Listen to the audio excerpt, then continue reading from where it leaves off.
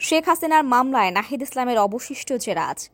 জুলাই আগস্টে সংঘটিত মানবতাবিরোধী অপরাধের মামলায় সাবেক প্রধানমন্ত্রী শেখ হাসিনা ও সাবেক স্বরাষ্ট্রমন্ত্রী আসাদুজ্জামান খান কামাল সহ ৩ জনের বিরুদ্ধে দেওয়া সাক্ষ্য গ্রহণ শেষে জাতীয় নাগরিক পার্টি এনসিপির আহ্বায়ক নাহিদ ইসলামের অবশিষ্ট জেরা রোববার ২১ সেপ্টেম্বর আন্তর্জাতিক অপরাধ ট্রাইব্যুনাল ১-এর চেয়ারম্যান বিচারপতি মোহাম্মদ গোলাম মর্তুজা মজুমদারের নেতৃত্বাধীন বেঞ্চে জেরা হওয়ার কথা আছে।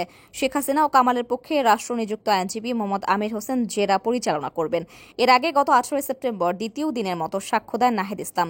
সেদিন দুপুরে সাক্ষ্য গ্রহণ শেষে কিছু সময় জেরা করা হলেও তা শেষ না হওয়ায় ট্রাইব্যুনাল আজকের জন্য কার্যক্রম মুলতবি করেন।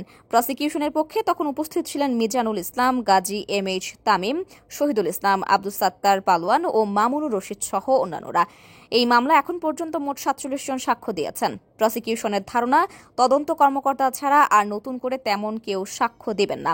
আনুষ্ঠানিক অভিযোগ মোট ৮,৭৪৭ পৃষ্ঠার। এর মধ্যে তথ্যসূত্র ২,০১৮ পৃষ্ঠার, জব্দ তালিকা ও দালিলিক প্রমাণাদি ৪,০০৫ পৃষ্ঠার এবং শহীদদের তালিকার বিবরণ ২,৭২৪ পৃষ্ঠার রয়েছে।